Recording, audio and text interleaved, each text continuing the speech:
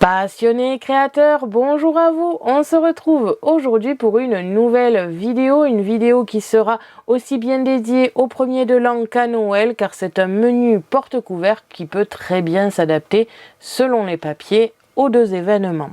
On a donc ici la partie qui accueillera les couverts et une fois qu'on les enlève, cela laisse apparaître le menu juste en dessous. En termes de montage et de décoration, on obtient quelque chose qui est très facile et très rapide à faire, qui peut être fait dans les derniers instants. Comme vous allez pouvoir le voir dans la suite de la vidéo, sur Canva Workspace, ça reste aussi assez simple. Et c'est un menu qui est amovible et qui s'enlève des deux petites fentes en bas. La semaine juste après Noël, je ne publierai aucune vidéo et je ne répondrai ni aux commentaires, ni aux mails, ni aux messages privés sur les réseaux sociaux, tout simplement parce que je prends une semaine de vacances pour profiter des fêtes avec ma famille et on pourra se retrouver à la nouvelle année plus motivé que jamais. On va donc pouvoir passer de suite au matériel et au tutoriel.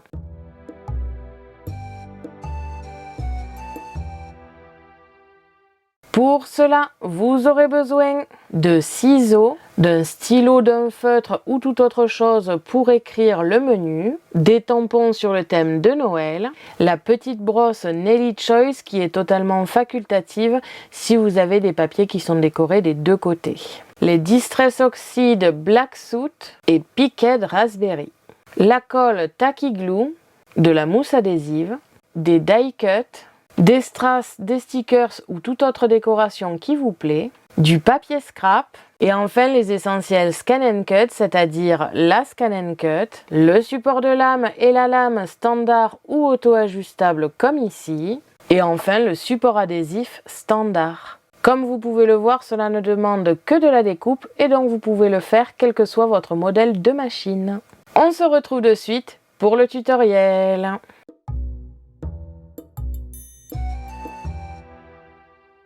On se retrouve comme d'habitude sur Canva Workspace, le programme de la Scan & Cut, pour dans un premier temps analyser le fichier d'aujourd'hui et dans un second temps apprendre à le reproduire.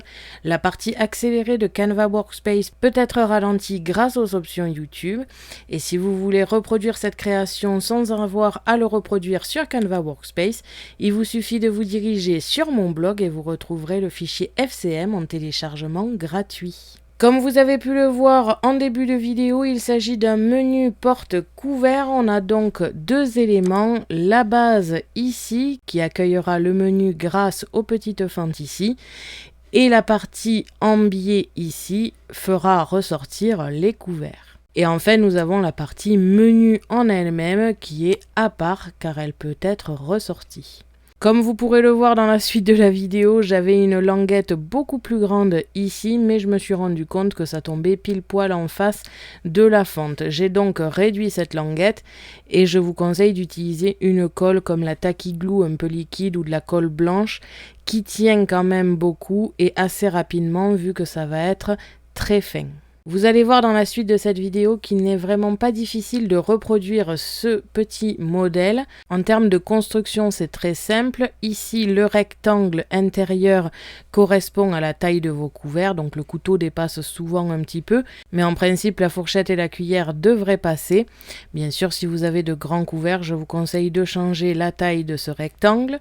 Nous avons ensuite deux petits rectangles ici qui font l'épaisseur des couverts. Après, le papier peut gérer plus ou moins d'épaisseur, mais cependant si vous avez des couverts qui sont très épais ou alors très courbés, je vous conseille d'agrandir cet espace. Ensuite, j'ai ici un petit rectangle qui répète cette épaisseur pour l'autre côté et c'est aussi grâce à sa hauteur que j'ai pu faire ce biais. Et enfin, nous avons des languettes de collage. Ici, je ne vais pas le coller pour faciliter la mise en place du menu dans les fentes. Et pour la partie menu, c'est très simple, c'est un rectangle, tout ce qu'il y a des plus basiques, avec un cercle de 4 cm qui est centré ici, avec un petit cercle à l'intérieur qui est lui aussi centré. Et pour avoir un côté arrondi ici, j'ai tout simplement mis 4 ronds de 2 cm que j'ai mis en haut et en bas du rectangle, que j'ai divisé puis fusionné en enlevant juste les angles. De toute façon, je vais vous montrer ça dans la partie accélérée, mais c'était juste pour vous dire à quoi correspondait chaque partie ici pour que si jamais ça ne passe pas pour vos couverts, vous puissiez le faire vous-même. On passe de suite à la phase accélérée et on se retrouve juste après.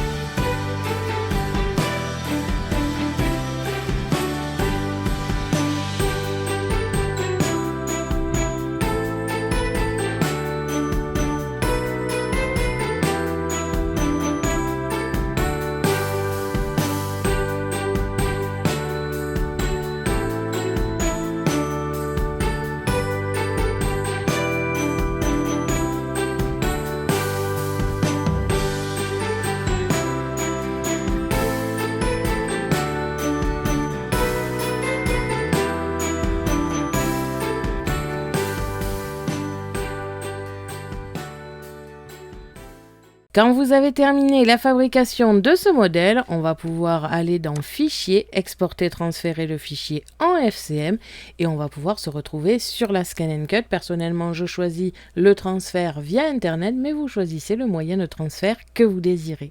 Et on passe donc de suite à la découpe.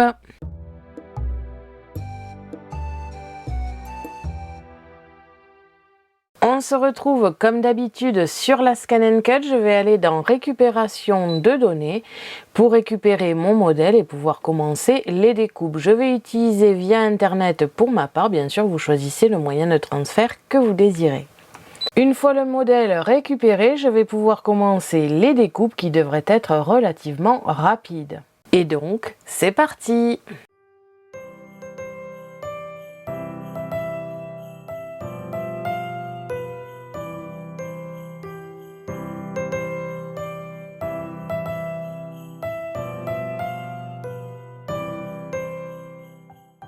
Quand vous avez terminé toutes les découpes, on va pouvoir passer au montage et à la décoration.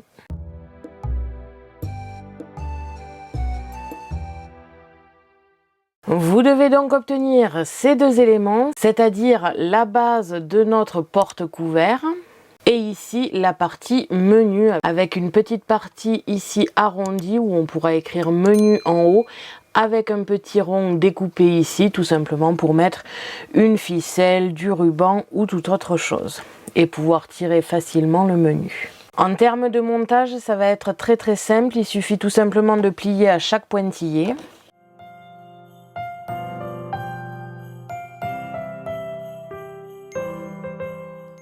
Ensuite, nous allons coller la petite languette sur la partie d'en face ici. Et enfin, ces dernières languettes, vous n'êtes absolument pas obligé de les coller. Vous pouvez tout simplement faire en sorte que ça rentre dans la boîte sans pour autant le coller. Après, c'est vraiment comme vous le désirez. Vous pouvez très bien le coller ou non.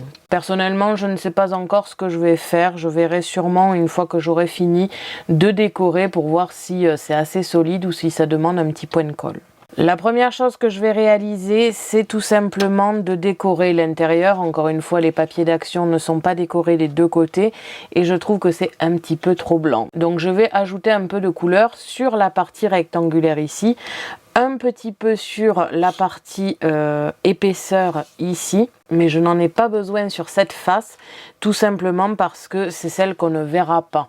En priorité, le carré et l'épaisseur parce qu'on pourrait l'apercevoir. Je vais réaliser la même chose sur l'arrière du menu parce qu'encore une fois, même si c'est pas ça qu'on voit en premier, je ne trouve pas ça très joli. Et pour le menu, c'est très simple. Avant le collage, faites en sorte que les fentes soient bien ouvertes, question que vous n'ayez pas de problème quand vous allez vouloir glisser le menu. Et une fois fermé, il vous suffira juste de glisser la partie menu. Je viens de m'apercevoir que la languette est trop grande tout simplement, donc je vais le corriger sur mon modèle après la vidéo ici. Et vous aurez un modèle terminé. Ce sont les petites retouches des fois que j'ai à faire parce que je me rends compte que mon modèle a des petits soucis. Et cela vous donnera quelque chose comme ceci au final. Et on n'aura plus qu'à y glisser les couverts. En termes d'épaisseur, j'ai mis 1 cm d'épaisseur parce que je trouvais que c'était pas mal.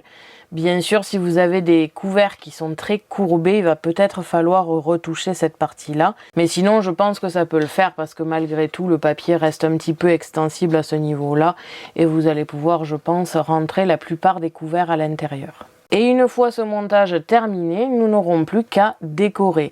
Si vous avez des décorations à faire dessus qui doivent être un petit peu appuyées, je vous conseille de le faire avant le collage. Je vais donc faire ceci en accéléré, ça devrait être assez rapide et on se retrouve juste après pour le résultat.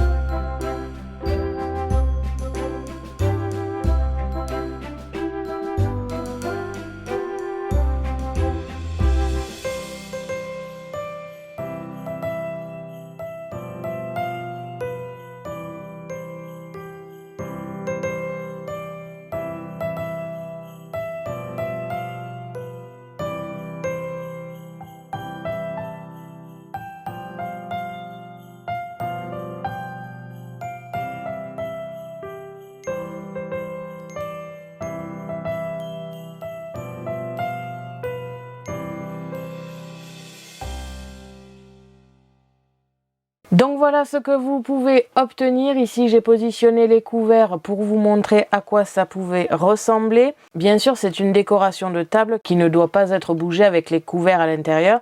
Déjà parce que c'est très lourd, là j'ai pris une ménagère et donc les couverts sont lourds et le papier ne serait pas fait pour gérer ce poids-là.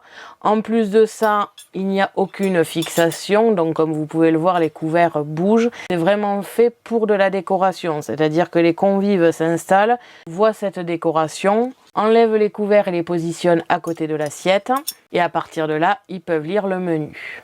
En termes de décoration, comme vous avez pu le voir, j'ai rajouté des strass, des die cuts ici, du bolduc et des die cuts ici aussi. Pour les die cuts, j'ai tout simplement mis un petit peu de colle pour fixer aussi la partie bolduc et que ça ne commence pas à bouger dans tous les sens. Comme vous avez pu le voir, c'est très rapide à faire, c'est plus long finalement à faire de la décoration qu'au montage. En parlant de montage, j'ai laissé cette partie non collée, tout simplement pour avoir une meilleure vue à l'intérieur et positionner le menu plus facilement. Sur le menu, c'est pareil, j'ai rajouté des die cuts. Vous pouvez les mettre moins gros si vous avez un menu qui est assez long, ou alors les mettre plus gros si vous avez un petit menu. Bref, à ce niveau-là, la décoration est assez libre et on a donc une décoration en tampon à l'arrière et ici sur la partie visible du porte-couvert. Il y a de fortes chances que les convives n'aient pas la patience de repositionner le menu à l'intérieur, mais c'est pas bien grave, il faut juste qu'il soit en place le temps qu'il y ait les couverts. Après, même s'il est en dehors, c'est pas trop grave. S'il est en dehors avec les couverts, ça risquerait de le faire bouger en même temps que les couverts, ça serait dommage. Donc voilà une décoration qui a été rapide et qui peut aussi bien convenir à Noël qu'au 1er de l'an selon les papiers que vous allez choisir. Pour le 1er de l'an, je vous conseille des papiers un petit peu plus festifs et flashy, comme des papiers holographiques par exemple. Et on a donc terminé le tutoriel et j'espère qu'il vous aura plu. Je tiens aussi à rappeler, comme je l'ai dit en début de vidéo, que la semaine juste après Noël, je ne publierai aucune vidéo, tout simplement parce que je prends une semaine de vacances pour profiter un peu des fêtes avec ma famille. Et je ne répondrai ni aux mails, ni aux commentaires, ni aux messages privés sur les réseaux sociaux, pour tout simplement vraiment me poser pendant une semaine et pouvoir revenir plus motivée que jamais à la nouvelle année. Merci à tous d'avoir regardé ma vidéo, n'hésitez pas à me poser des questions ainsi qu'à me dire en commentaire ce que vous avez pensé de ce menu porte-couvert. Je vous invite à me suivre sur mon blog ainsi que mes réseaux sociaux que vous pouvez retrouver dans la description de la vidéo. À la prochaine pour de nouvelles créations.